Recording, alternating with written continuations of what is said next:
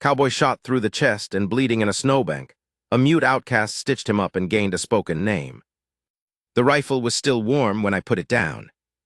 That's the part I keep coming back to, not the shot. Not the cold that hit me like a barn door swung hard when I went down. The warmth of the metal through my gloves, my own rifle, the one I'd carried for 11 years and never once fired at a man. That warmth. Then the snow on my face. Then nothing for a while. I want to tell you how it happened. I've told it a few times since, though I still don't get the whole of it right because some of it I only know from what she showed me later. The tracks, the blood trail, the drag marks in the white. I was past knowing things by then. My name is Calhoun Dade. I was 53 years old in the winter I'm talking about, though I looked a good 10 years past that. Wyoming, a place called Prentice Basin, which is just a name someone gave to a wide, flat stretch of nothing between two ridgelines. I'd worked cattle country my whole life, and I'd never owned a single acre of it. I worked for wages. I kept to myself. I didn't ask much of the world, and the world had arranged itself around that arrangement just fine. The man who shot me was named Ira Tull. I'd known him passing well. He ran a small outfit about 6 miles north of the Glenbow spread where I'd wintered 3 years running. We hadn't had trouble before. I'd done him a favor once, actually. Helped pull 2 of his calves out of a bog when his hands were elsewhere. He'd nodded and ridden off. What happened between the favor and the rifle shot, well, there was a property line that wasn't where one party said it was. There was a horse that went missing. There were words exchanged in a roadhouse that I didn't know about until afterward, words between Tull and a man named Garrett who'd been riding with me. I wasn't part of what Garrett and Tull had going. I didn't know about any of it, but I was there. And being there, as I had learned by 53, is sometimes all the reason the world needs. They came at first light, 3 of them. I was out checking the line fence, a job Garrett was supposed to do and hadn't. The snow was about 8 inches deep, and the sky was that gray-white color that means more is coming. I saw the riders and I didn't run. Running never sat right with me.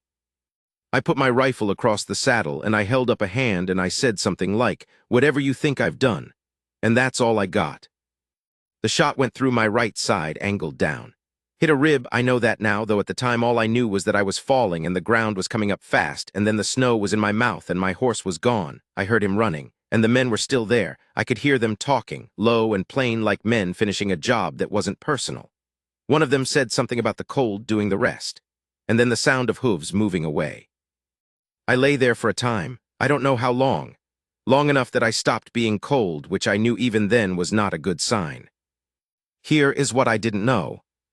Half a mile from that fence line, back up a draw choked with scrub pine, there was a cabin.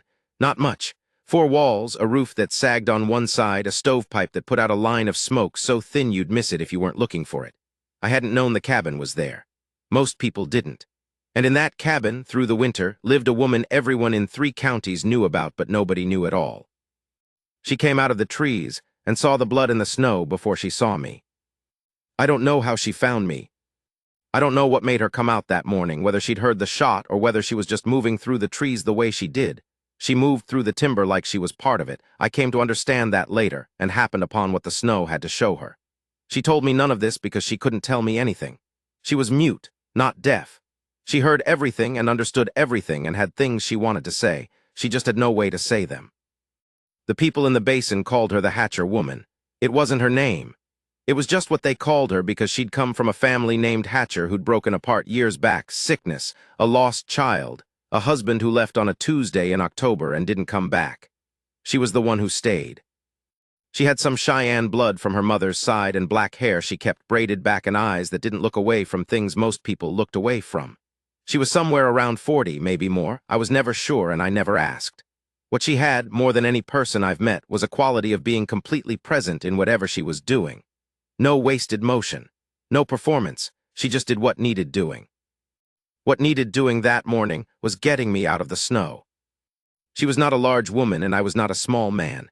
I found out later she had the horses she kept too, and she brought one around, though how she got me onto it I still can't figure. I remember motion. I remember a smell like wood smoke and pine pitch. I remember a door low and the shock of warm air. And then I was on a cot that smelled of elk hide, and I was not dead. I should have been, that's the honest truth of it. The shot had gone through and through, which was the only luck in any of it, but I'd bled long enough in that cold that I was right at the edge. She worked on me for most of that day. I was in and out. I'd come up into wakefulness, and there would be her hands moving, quick and sure, the way a woman moves when she's done a thing many times, and there would be pain that I tried not to show too much, and then darkness again. She had a kit, I don't know everything that was in it. Needles and thread of a kind. Some things I recognized, and some I didn't. A salve that smelled like nothing I could name, something sharp under something else, pine maybe, and something older than pine. She stitched what needed stitching. She stopped what was still bleeding. She packed the wound with something, cloth, I think, treated with whatever was in that salve, and then she bound me up tight, ribs and all, and she put her hand flat on my chest for a moment, and I felt the pressure of it even through everything, and I thought, without words, exactly all right. That was the first day. I won't try to make the week that followed anything it wasn't. I was sick in the way a man gets when his body is spending everything it has fighting off the death that got partway in. The fever came the second night. She knew it was coming before I did. She put extra wood on the fire and brought water that had something in it, bitter and strange, and made me drink it, though I would have preferred not to. She sat with me through the fever. I know this not because I saw her, but because when I came back up through it, around the third morning, my hand was on the blanket and her hand was near it. Not holding, just near. Like she'd been ready to hold it if I needed that and had respected that I might not want that. I lay looking at the ceiling for a while. The roof had a patch in it of pine boards that were a lighter color than the rest, newer. She'd done that herself, I later figured. She'd fixed the thing that was broken and gone on. I said, "You there?" She stepped into my line of sight. I said, "I'm Calhoun Dade." I said it plain, like a man introducing himself at a door. It was the most natural thing I knew how to do. She inclined her head, not a nod exactly, more like an acknowledgement, like she was receiving the name and keeping it. I said, "You mind telling me yours?" She looked at me a moment. Then she went to the small table near the stove where she kept a few things, and she came back with a stub of pencil and a piece of paper that was the back of something, some old document or other. She wrote 2 words and held the paper up. "Nora Hatcher." I read it, then I looked at her. I said Nora out loud, not announcing it, not making a ceremony of it, just the name spoken to a person who owned it. Something happened in her face, slight. If I'd been the man I was 5 years before, distracted by my own business and not given to looking at people, I'd have missed it. But I'd been lying half dead for 3 days, and I'd had nothing to look at but the ceiling and her, and I was looking at her. What happened in her face when I said her name was, I don't want to dress it up too much. It was the look of a person who had been told they existed. That was the thing they'd taken from her, the people who just called her the Hatcher woman and stepped around her in town and let her be invisible. They'd taken the simplest human thing, a name, said by someone who meant it. I'm getting ahead of myself. The days before I could sit up, before I could do more than lie there and drink water and let her work on me, I want to try to give you those right, because they matter to what came after. She had a way of moving through that cabin that reminded me of the way a good horsewoman sits a horse, economical, no waste, everything where it should be. She cooked simple things, mostly. Venison, cornbread from what flour she had. She kept a few root vegetables in a box near the back wall. She didn't hover, which I appreciated. She went about her business. When she needed to attend to me, she attended to me, and when she didn't, she did other things, mending. A piece of harness she was working on. A stretcher with some kind of dried herb hanging from it. Once on the 4th day maybe, I watched her sharpen a knife. She had a whetstone and she worked the blade on it with long, slow strokes, checking the edge against the light. There was something almost formal about it. She wasn't showing me. She wasn't performing care. She was just doing what the knife needed. When she was done, she set it back in its place with a small click, the blade against the leather of its sheath, and that was that. I thought about my own knives at the Glenbow bunkhouse. The few things I had. They wouldn't miss me for another week at least. Maybe longer, maybe ever if Tull had a story ready and the right men to tell it. That was the first time I thought about what came after. Not whether I'd live, I was fairly sure by then I'd live, given what Nora had managed, but what there was to live toward. I didn't have a great answer. I had a bedroll and a saddle and a rifle that was somewhere out in the snow and maybe 6 months' wages in a bank in Rawlins, if the bank was still there, if nobody had found cause to take it. I had a sister in Missouri I hadn't written to in 4 years. I had no land and no wife and no children and no piece of anything that would go on after I was gone. I had a good reputation among the men who knew me, which was maybe the one thing I'd made over 53 years that amounted to anything. I'm not telling you this for pity. I'm telling you because it matters where a man is standing when a particular moment finds him. I was standing in a place with nothing behind me and a gray view ahead, and an open wound in my side. And Nora Hatcher, who had nothing behind her and worse than a gray view ahead and more reason than me to have given up on the whole enterprise of living. Nora Hatcher was making cornbread and keeping me alive. By the 6th day, I could sit up without the world going sideways. By the 7th, I was putting my feet on the floor and standing for stretches, not long, 10 minutes at a stretch before she'd look at me with an expression that was not quite a frown but got the same thing done. I'd sit back down. I started helping where I could, small things. I could shell the dried beans she had stored in a cloth sack. I could keep the fire fed. My left arm worked fine and I was left-handed, so I could do more than you'd expect. She let me do it. She didn't refuse help and she didn't make a fuss about accepting it. She just noted what I was doing and adjusted around it the way two people adjust when they're sharing a small space and have decided not to make it awkward. We had a language by then that wasn't quite a language. She had a small repertoire of gestures, a flat hand for stop or enough, a tilt of the head for a question, the particular way she looked at something she wanted me to look at too, the way she set something down when she was finished with it that was different from the way she set it down when she expected to pick it up again. I learned them the way you learn the habits of a good horse, without trying to. Just by paying attention. And I talked when I had something to say, not to fill the silence. I don't like filling silence for its own sake.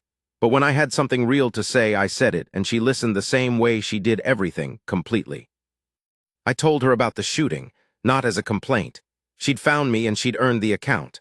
I told her about Tull and about Garrett and about the property line I hadn't known was a dispute. She listened, and at the end she looked at me for a moment, and then she went to the window and looked out at the snow. I said, I don't plan to go back at them if that's what you're thinking. She looked at me over her shoulder. I said, I'm 53 years old and I've got one good arm and there are 3 of them. I'm not a fool. She turned back to the window. I couldn't see her expression. After a while she nodded slowly like she was deciding something. She was deciding something. She was deciding I wasn't going to do something stupid that would get me killed a second time and undo her work. On the 9th day, my horse came back. I heard him first, that particular rhythm on packed snow that a horse makes when he's moving slow and easy, like he's looking for something. I got up and went to the door, Nora 2 steps behind me, and there he was at the tree line, this old brown roan I'd had 6 years, standing in the snow with his reins dragging and looking at the cabin like he'd known all along it was there. I went out in my socks, which was not smart, and got hold of his reins and led him to the linta she had out back. He was hungry and his left knee had a cut on it, probably from running through brush, but otherwise he'd come through it. I stood with him a while in the linta with my hand on his neck, feeling the warmth of him, and I thought about what a strange loyalty there was in a horse. When I came back inside, Nora was at the stove. She had her back to me. I stopped in the doorway and looked at her and thought, this woman has been alone out here for years and the thing she made of it is this. A clean cabin, a sound roof, dried herbs, a whetstone, a way of keeping things alive. I said, Nora. She turned. I said, I want to ask you something. And it's a forward thing to ask, and I want you to know I know that. She waited. I said, I've got wages in Rawlins. Not a fortune. Enough. I've got my horse back. I don't have land. I've been thinking about land. I've been thinking about it pretty steady for the last few days, and I suspect that's not an accident. She was watching my face. I said, I'm not a man who says more than I mean, so I won't say more than I mean. I think you've been out here alone too long, and I think the world's been wrong to let that happen, and I think if there's a way I could be useful to you without being a burden or a fool, I'd want to find it. She looked at me for a long moment. The fire in the stove made a sound.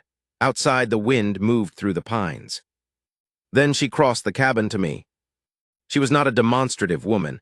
I want you to understand that, because what she did then was all the more plain for that reason. She put her hand on my jaw, just her hand, against the side of my face. Her palm was warm and dry and a little rough. She looked at me with those eyes that did not look away from things, and she held my gaze for what felt like a long time but was probably 10 seconds. That was her answer. I put my hand over hers. I didn't say anything. There was nothing to say. That's the thumbnail, I guess, if you were trying to take a picture of the thing.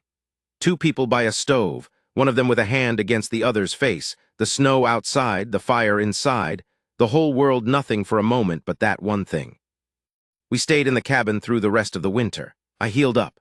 I was slower than before on that side, and I expect I always will be. There's something in the ribs that never went back quite right. I feel it on cold mornings, but I healed up well enough. I kept us in wood. I kept up the horses. I patched the fence line that ran east of the cabin, which had been going to pieces for want of attention. Tull, I'll finish that piece of it. I went into the town called Draper, the nearest town of any size, in February. I went alone, which Nora didn't like. She stood in the doorway with her arms crossed, and the particular frown that was her real frown, not the near frown, and I went to find the county sheriff, a man named Aldous Kemp, who I'd met once and thought was straight. I told him what happened. He asked me about Garrett, which I answered honestly. I didn't know what Garrett had going with Tull, and I said so. He asked me if I was after restitution or justice, and I said I was after whatever a man who'd been shot without cause in a fence line was entitled to, and he could decide what to call it. He said he'd look into it. 3 weeks later, he sent a deputy out to the cabin with a letter. The letter said that Ira Tull was being charged, and that 2 of his men had already given statements, and that my wages for the period I'd been incapacitated would be recoverable from Glenbow pending a hearing. It also said that a parcel of land adjacent to what was described, as the Hatcher property had recently been relinquished by a party with outstanding debts and was available for filing. I read that sentence twice. I showed it to Nora. She read it, then she looked at me. I said, I'll need help with the filing. I'm not much for paperwork. She went and got her pencil and paper. She wrote for a while. She handed me the page. It said, I know the land office man in Draper. I can write to him. He's honest. Then below that, in smaller letters, you'll need my name on the deed. I looked at her. I said I was going to say that. She almost smiled. I'd seen that before, the almost smile. It was quick and gone, but it was real. I said, Nora Hatcher Dade, you think that sounds right? She took the paper back and looked at what she'd written. She was quiet for a moment. Then she wrote something and handed it back. It said, it sounds like something. Yeah, I said, it does. The land turned out to be good land, as things went in that basin. Not flat, not easy, but good. Enough grass for what we wanted to do with it, and a creek that ran clean enough to drink. We built onto the cabin the following spring, 2 more rooms and a proper chimney to replace the stovepipe. It took most of the summer, and I did most of it wrong the first time and right the second time, which is how it usually goes. The people in Draper came around slowly. That's the word for it, slowly. Some of them never did, but most did. Nora had always had a reputation for healing. She knew plants, and she knew wounds, and she knew the look of a fever that was going to break on its own versus one that needed help. When people stopped stepping around her and started coming to her, she helped them. She helped them without asking for much. She had a way of handling people that was direct and calm and didn't make them feel like fools for needing something, which is rarer than you'd think. She never did speak, not in words. I want to be honest about that. There were people who expected that love or time or the right circumstance would give her back a voice, and that wasn't the way of it. She didn't have the mechanism. Whatever had been wrong since she was small was still wrong. But she had other ways of making herself clear, and I had learned them and kept learning them.